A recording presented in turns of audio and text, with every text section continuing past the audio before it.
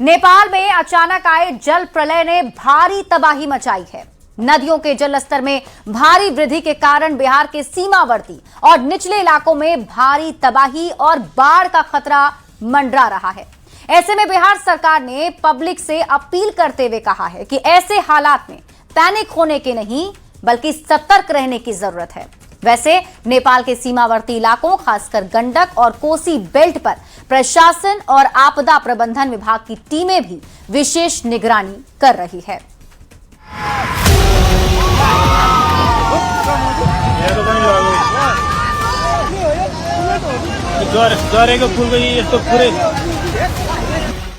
तिब्बत में ग्लेशियर फटने के बाद नेपाल के निचले इलाकों में भारी तबाही हुई है।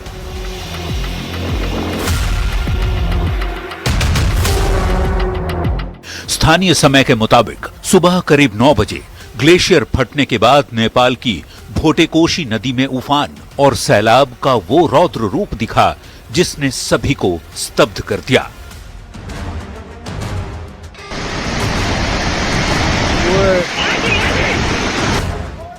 लोग कुछ समझ पाते, सब कुछ किसी हॉलीवुड मूवी की तरह पल भर में जल में समा गया।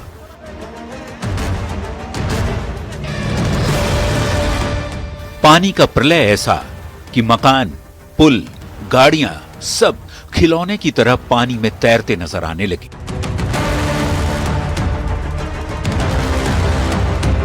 अचानक आई बाढ़ की बड़ी लहर ने सीमावर्ती राज्य बिहार की भी चिंता बढ़ा दी है, क्योंकि नेपाल की नदियों में उफान से गंडक और कोसी रिवर में बाढ़ के रौद्र रूप का खतरा मंडराने लगा है। नेपाल में आई इस बाढ़ का असर नदी के बहाव और जलस्तर के आधार पर बिहार के सीमांचल और चंपारण बेल्ट पर भी पड़ने की संभावना है।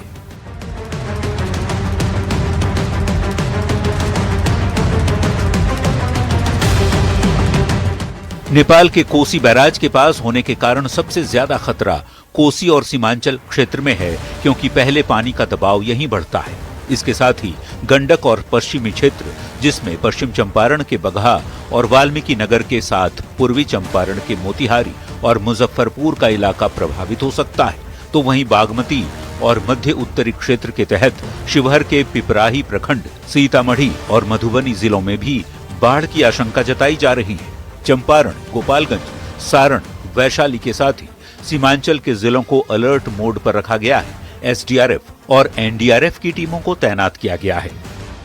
इस बीच राज्य सरकार की ओर से लोगों को घबराने की नहीं बल्कि बाढ़ की स्थिति के लिए पूरी तरह तैयार रहने की अपील की गई है। प्रशासन की तरफ से जारी आधिकारिक सूचनाओं और निर्देशों का पालन करने के साथ ही अफवाहों पर ध्यान नहीं देने की भी सलाह दी गई है।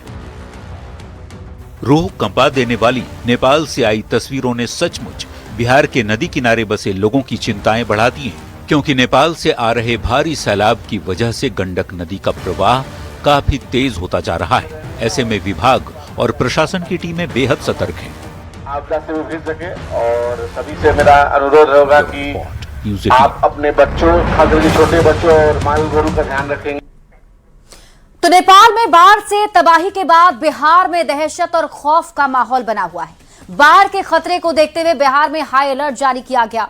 गंडक नदी से जुड़े पश्चिमी चंपारण, पूर्वी चंपारण, गोपालगंज, सारण, मुजफ्फरपुर और वैशाली सहित अन्य संवेदनशील जिलों में प्रशासन को पूरी तरह अलर्ट पर रखा गया है।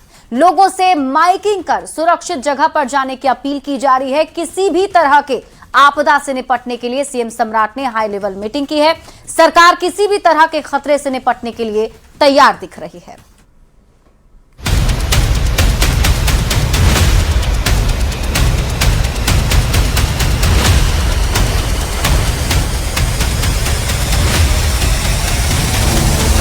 नेपाल में बाढ़ से भीषण तबाही आई है। हर तरफ बर्बादी के मंजर हैं। नेपाल के रसुआ जिले से फ्लैश फ्लड की खौफनाक तस्वीरों ने सबको डरा दिया है। तस्वीरों में तेज बहाव के बीच घर, दुकानें, गाड़ियां बहती नजर आ रही हैं। नेपाल में अचानक आई भीषण बाढ़ के बाद बिहार में हाई अलर्ट जारी किया गया है। हर तरफ माइकिंग की जा रही है, लोगों को सतर्क किया जा रहा है। नेपाल चीन सीमा के पास त्रिशूली नदी में अचानक बढ़े जल स्तर के बाद गंडक नदी में बाढ़ की आशंका है। ऐसे में बिहार में हाई अलर्ट जारी कर दिया गया है। सीएम सम्राट ने हाई लेवल बैठक कर सभी अधिकारियों को अलर्ट रहने के निर्देश दिए हैं। सीएम ने सभी तटबंधों की लगातार निगरानी करने और उनकी मजबूती और सुरक्षा सुनिश्चित करने को कहा है। बांध एवं तटबंधों पर दिन रात निगरानी रखने तथा रात में विशेष रूप से नाइट पेट्रोलिंग कराने का भी निर्देश दिया गया है। संवेदनशील प्रभावित इलाकों में माइकिंग कर लोगों को चेतावनी देने का निर्देश दिया गया है। खासकर गंडक नदी से जुड़े पश्चिमी चंपारण, पूर्वी चंपारण, गोपालगंज, सारण, मुजफ्फरपुर और वैशाली सहित अन्य संवेदनशील जिलों में प्रशासन को पूरी तरह अलर्ट पर रखा गया है। एनडीआरएफ और एसडीआरएफ की टीम को भी तैनात रहने के निर्देश दिए गए हैं। नेपाल में तबाही के बाद गोपालगंज प्रशासन भी अलर्ट मोड में है। गंडक नदी में 24 घंटे के अंदर 3.5 लाख क्यूसेक पानी आने की संभावना है। लिहाजा प्रशासन ने निचले इलाकों में बसे लोगों को अलर्ट किया है और समय रहते ऊंचे स्थानों पर शरण लेने के लिए अपील भी की गई है।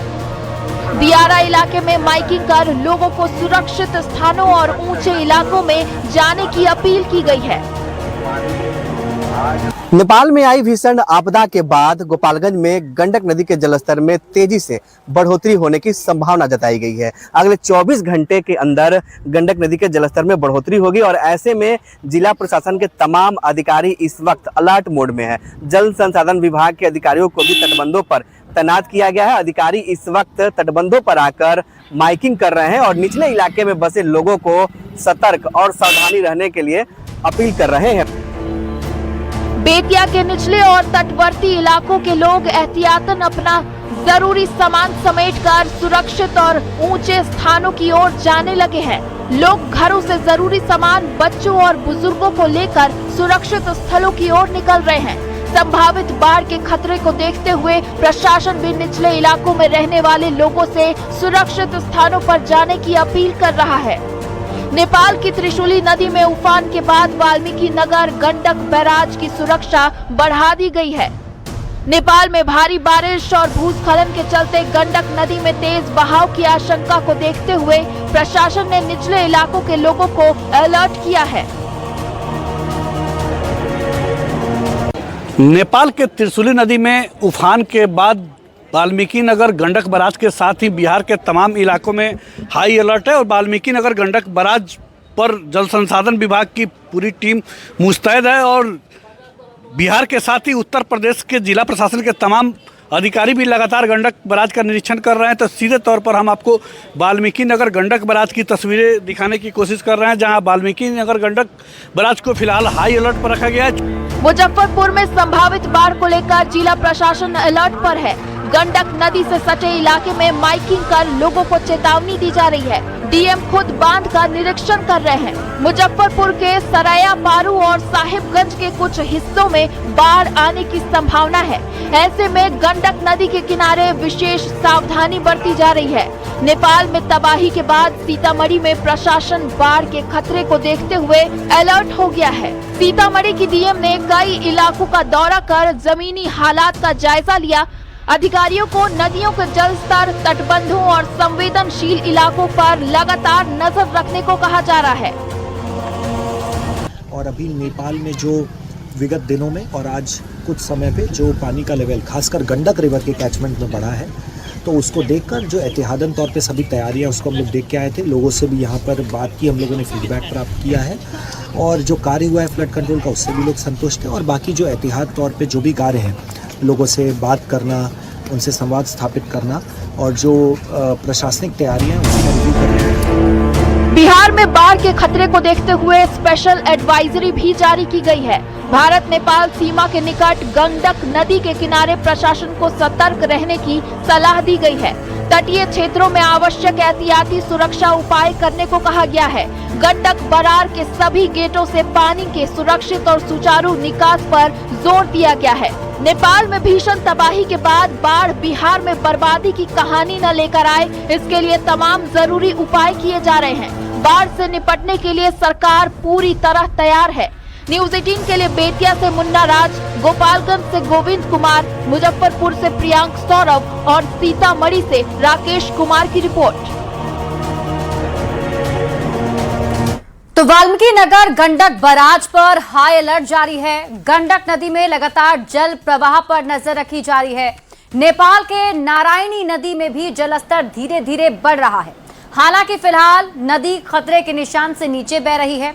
नेपाल में आई फ्लैश फ्लड के बाद गंडक नदी पर दबाव बढ़ने की आशंका है और प्रशासन पूरी तरह अलर्ट मोड पर है। वाल्मीकि नगर गंडक बराज से ताजा हालात बता रहे हैं न्यूज 18 संवाददाता मुन्ना राज। नेपाल में आए फ्लैश फ्लड के कारण यहाँ पर सभी लोग अलर्ट पर हैं और मेरे द्वारा और सुपरिटेंडिंग इंजीनियर और एग्जीक्यूटिव इंजीनियर शीर्ष कार्य प्रमंडल के द्वारा यहाँ पर मॉनिटरिंग की जा रही है और मैंने समीक्षा की है। यहाँ पर अभी देवघाट पर जो जल स्तर है 4.75 मीटर से बढ़कर लगभग 6.25 मीटर तक गया था, लेकिन अभी घट के फिर से 4.9 मीटर तक जल स्तर आया है, जो अभी की स्थिति है।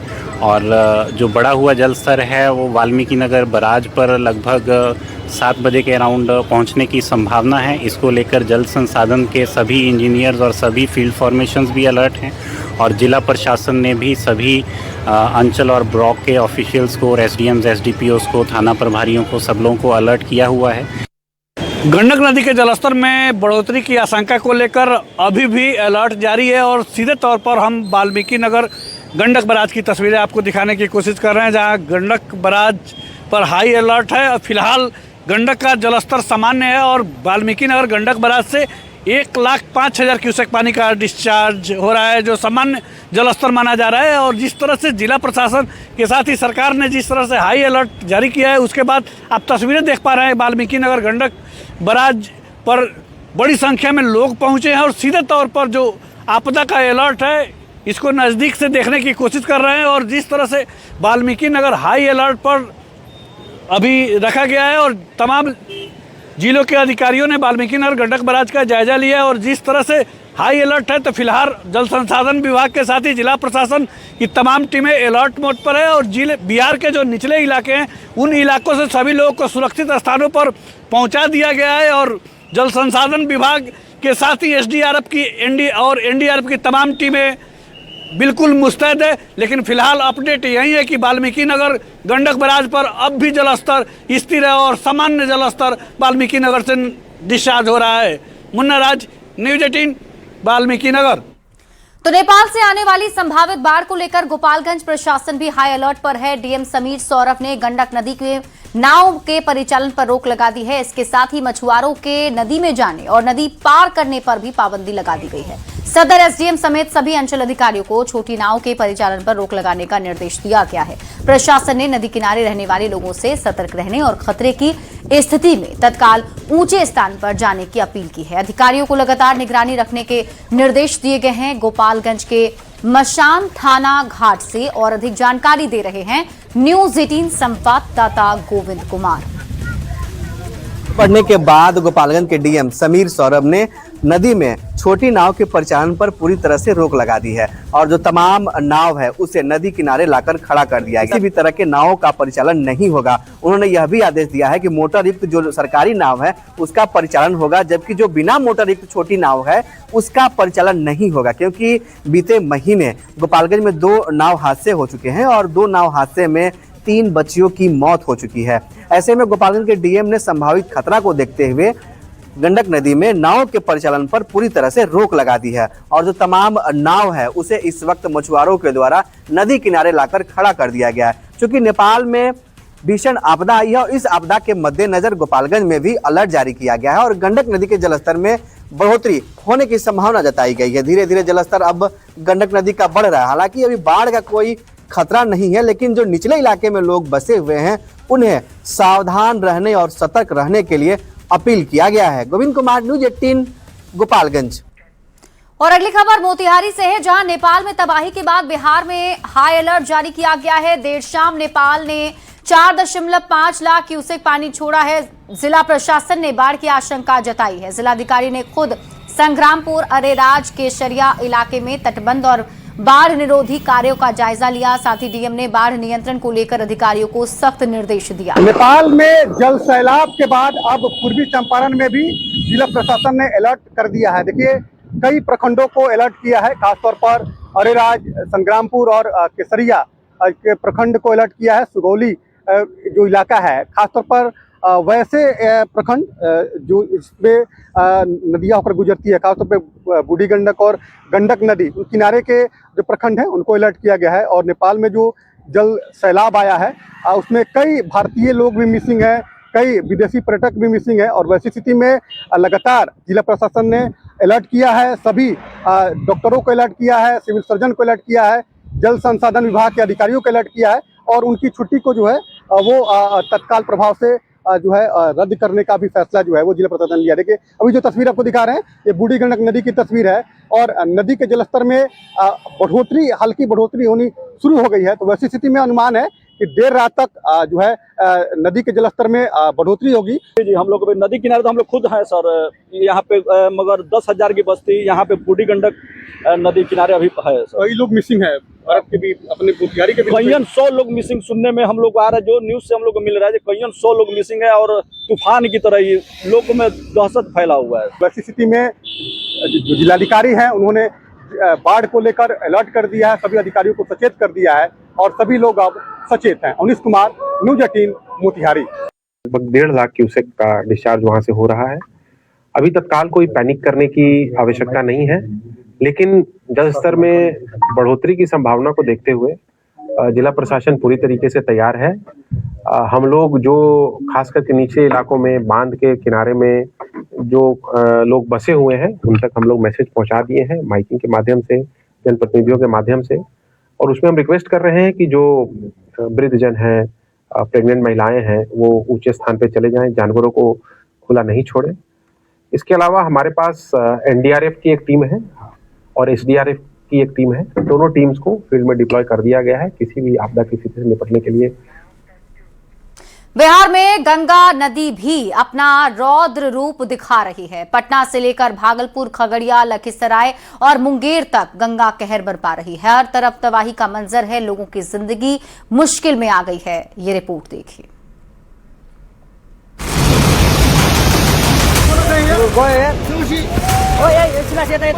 एक तरफ नेपाल में तबाही और बर्बादी की तस्वीर है तो दूसरी तरफ बिहार में गंगा कहर बरपा रही है। गंगा का रौद्र रूप देख लोग दहशत में हैं, लोगों की जान खतरे में है। पटना के इस दियारा इलाके की तस्वीर देखिए। दियारा के कई इलाकों में गंगा का पानी घुस चुका है। लोग अपना सामान समेटकर पटना जा रहे हैं। दियारा के लोग खाने का सामान नाव पर लादकर राजधानी की तरफ बढ़ रहे हैं। पटना में गंगा का जलस्तर बढ़ने के बाद श्मशान घाट और गुलबी घाट पूरी तरह पानी में डूब चुका है। अंतिम संस्कार के लिए भी बेहद कम जगह बची है। तो भागलपुर में भी गंगा नदी उफान पर है। राघोपुर में उफनती गंगा में नाव हादसे ने सबको दहला दिया। नाव के डूबने की लाइव तस्वीर सामने आ गई। नाव पर 21 लोग सवार थे। 19 लोगों ने तैरकर किसी तरह अपनी जान बचाई। एक नाविक और मजदूर लापता है। नाव पर बालू लोड था और नाव कटाव के बाद फ्लड फाइटिंग के काम में लगी थी। भागलपुर के राघोपुर गांव में राघोपुर नरकटिया तटबंध में बड़ा कटाव होने से लोगों में दहशत है। तटबंध का 70 से 80 मीटर हिस्सा कटने के बाद इसके मरम्मत का काम शुरू किया गया, लेकिन अब तक सफलता नहीं मिली है। कटे हिस्से के आगे गंगा तेजी से तटबंध को काट रही है। जिला प्रशासन की ओर से तटबंध पर झोपड़ी बनाकर रह रहे लोगों को तुरंत बांध खाली करने का निर्देश दिया गया है।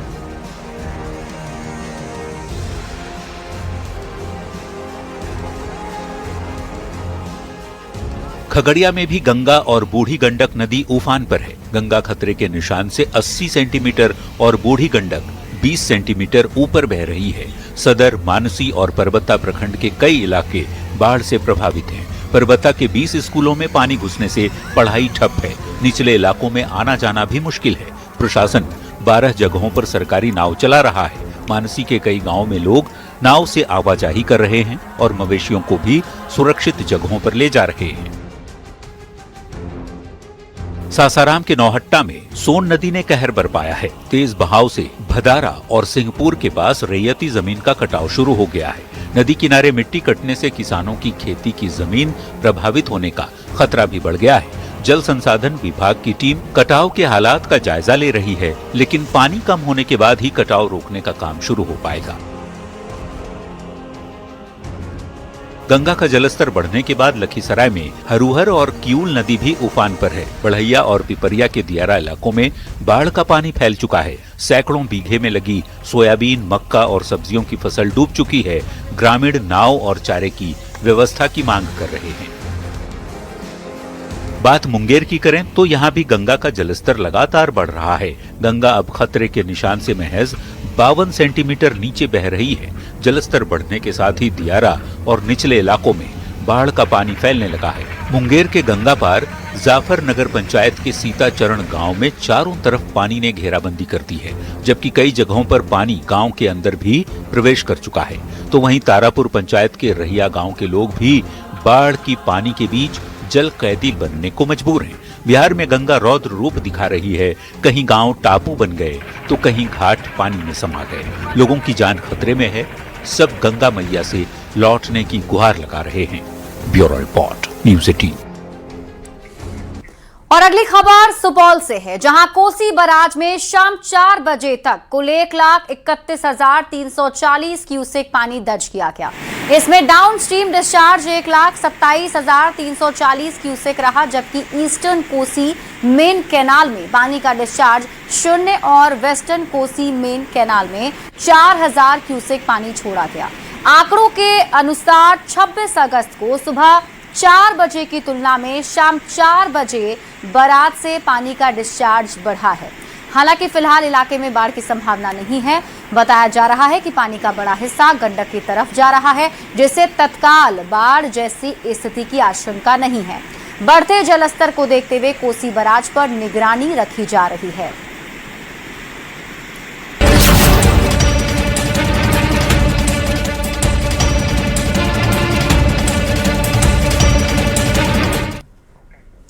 बढ़ते हैं आगे और बात अगली खबर की। बिहार के मुख्यमंत्री सम्राट चौधरी ने बिहार की महिलाओं को रक्षाबंधन से पहले 3 बड़े तोहफे दिए हैं। स्कूल कॉलेज में पढ़ने वाली लड़कियों की सुरक्षा के लिए पुलिस दीदी को 4,700 स्कूटर और मोटरसाइकिल से लेकर अपना कारोबार शुरू करने का सपना देख रही महिलाओं की आर्थिक मदद तक बिहार सरकार महिलाओं को हर स्तर पर सशक्त बनाने की पहल कर रही है। ये रिपोर्ट देखिए। बिहार की महिलाओं को सीएम सम्राट की सौगात। रक्षाबंधन से पहले 3 योजनाओं की शुरुआत। सुरक्षा से लेकर स्टार्टअप तक सम्राट सरकार महिलाओं के साथ। पीढ़ियों की तकदीर आबाद होती है। ये फेलोशिप केवल आर्थिक सहायता नहीं बल्कि बेटियों के शोध प्रति। पहला तोहफा स्कूल और कॉलेज जाने वाली छात्राओं की सुरक्षा के लिए पुलिस दीदी यानी अभया ब्रिगेड को 4700 स्कूटर और मोटरसाइकिलें सौंपी गयीं। दूसरा तोहफा मुख्यमंत्री बालिका पीएचडी फेलोशिप योजना के तहत बिहार की करीब 1000 योग्य छात्राओं को उच्च शिक्षा के लिए आर्थिक सहायता। और तीसरा तोहफा महिलाओं और युवतियों को स्वरोजगार से जोड़ने के लिए बिहार की बेटी स्टार्टअप चैलेंज योजना की शुरुआत। इसके तहत महिलाओं को अपना व्यवसाय या स्टार्टअप शुरू करने के लिए 50,000 रुपए से लेकर 2 लाख रुपए तक की वित्तीय सहायता देने का प्रावधान किया गया है। सरकार का कहना है कि रक्षाबंधन के अवसर पर शुरू की जा रही इन तीनों पहल का मकसद महिलाओं और छात्राओं को सुरक्षा के साथ साथ शिक्षा और आर्थिक आत्मनिर्भरता के बेहतर अवसर उपलब्ध कराना है। सीएम ने कहा कि बिहार में महिलाओं के सशक्तिकरण के लिए पहले भी काम हुआ है और आगे भी जारी रहेगा। 40,000 की संख्या में महिला पुलिस बल है। इस देश में कोई दूसरा राज्य नहीं है, सिर्फ बिहार है।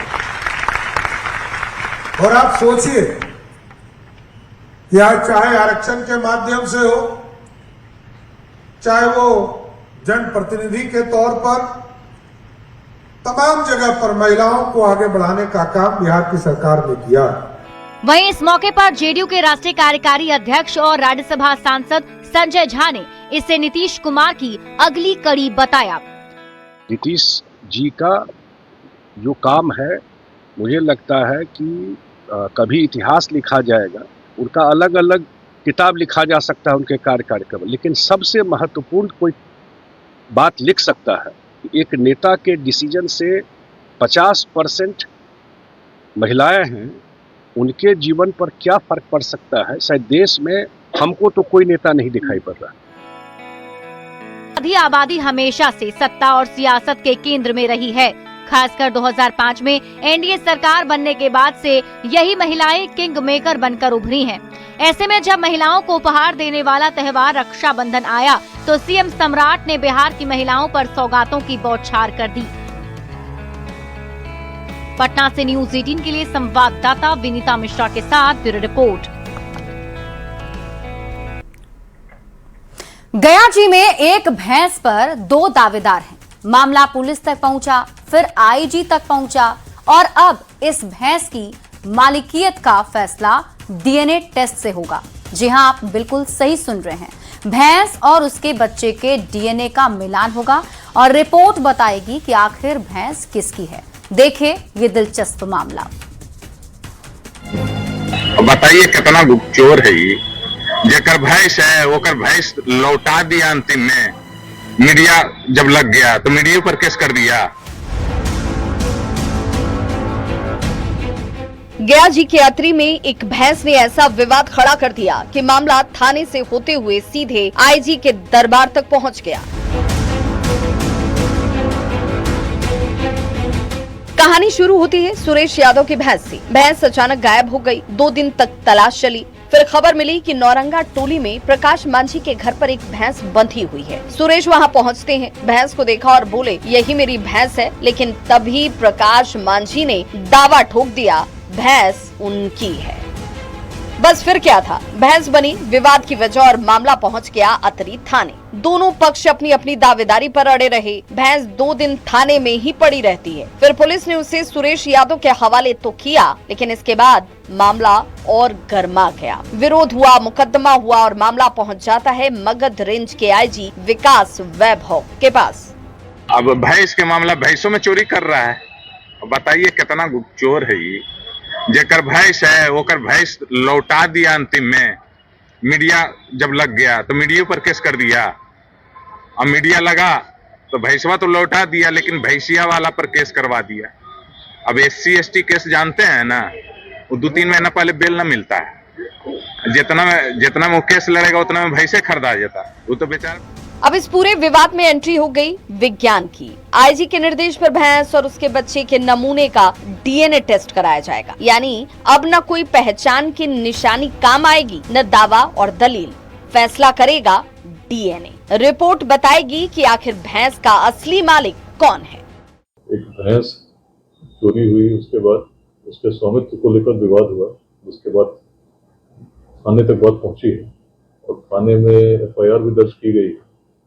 आज कुछ लोग आए थे मिलने के लिए, माननीय पूर्व विधायक जी भी आए थे। सब कुछ शिकायतें सुनी गई है और ग्रामीण SP गया जी, उनको कहा गया इस पूरे मामले की स्वयं जांच करेंगे और जो उचित कार्रवाई की जाएगी। फिलहाल भैंस पुलिस की निगरानी में है और दोनों दावेदार रिपोर्ट का इंतजार कर रहे हैं। गया के अतरी में मामला बिल्कुल फिल्मी हो चुका है। एक भैंस, 2 दावेदार और फैसला होगा डीएनए से। अब देखना दिलचस्प होगा कि रिपोर्ट आने के बाद भैंस किसके घर जाती है, क्योंकि इस कहानी में असली मालिक का फैसला इंसान नहीं डीएनए करने वाला है। न्यूज 18 के लिए गया जी से एलन लिली की रिपोर्ट।